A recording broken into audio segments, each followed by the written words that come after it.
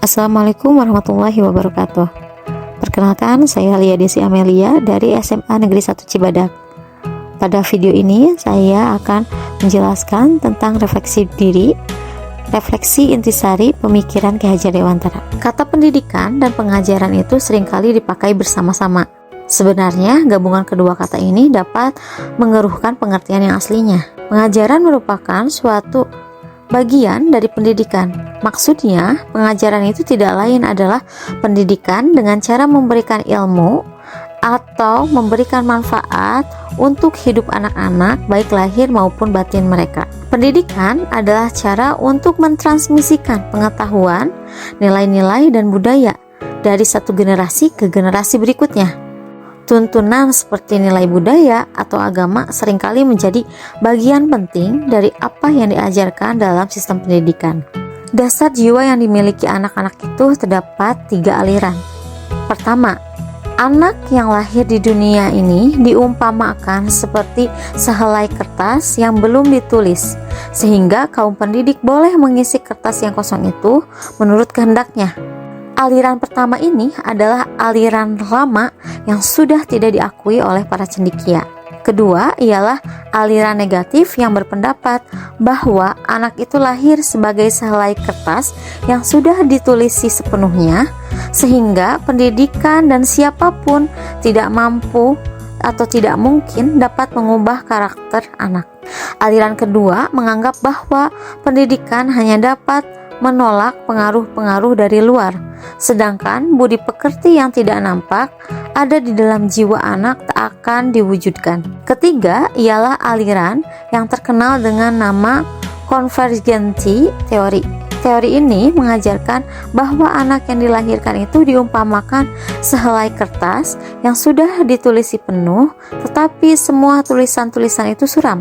Pada aliran ini, pendidikan itu berkewajiban dan berkuasa menebalkan segala tulisan yang suram yang berisi baik agar kelak nampak sebagai budi pekerti yang baik. Segala tulisan yang mengandung arti jahat hendaknya dibiarkan agar jangan sampai menjadi tebal, bahkan makin suram. Ki Hajar Dewantara adalah pendukung pendidikan yang berfokus pada pembebasan individu dan pengembangan kemanusiaan. Pandangannya telah memberikan kontribusi besar terhadap pengembangan sistem pendidikan di Indonesia, terutama dalam mempromosikan prinsip-prinsip demokratisasi dan pengakuan hak pendidikan untuk semua. Hidup tumbuhnya anak terletak di luar kecakapan atau kehendak kita kaum pendidik. Anak-anak itu sebagai makhluk, manusia dan benda hidup, sehingga mereka hidup dan tumbuh menurut kodratnya sendiri.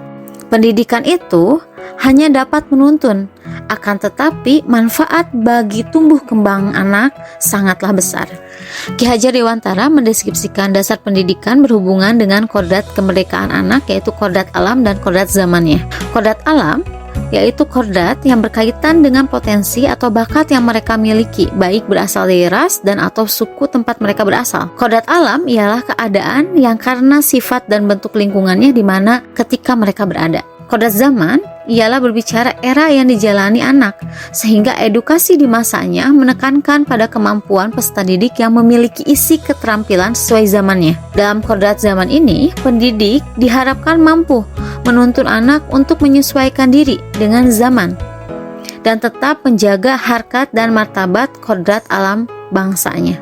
Artinya, cara mengajar, cara belajar, serta interaksi antara peserta didik dan guru memiliki adaptasi akan dinamika zaman. Pandangan ini menekankan pentingnya memahami dan menghormati kodrat manusia dalam perencanaan dan pelaksanaan pendidikan. Ki Hajar Dewantara berusaha untuk memastikan bahwa setiap individu memiliki kesempatan untuk tumbuh dan berkembang sesuai dengan kodratnya, menciptakan masyarakat yang lebih baik dan lebih manusiawi. Sebagai seorang pembelajar mereka yang menginternalisasikan semboyan ing ngarso sungtulodo, ing madya mangunkarsa, tuturi handayani, saya melihat diri saya sebagai agen perubahan yang berkomitmen untuk pertumbuhan dan pembelajaran yang berkelanjutan. Semboyan ing ngarso sungtulodo mengingatkan saya bahwa sebagai seorang pembelajar, saya harus menjadi contoh yang baik.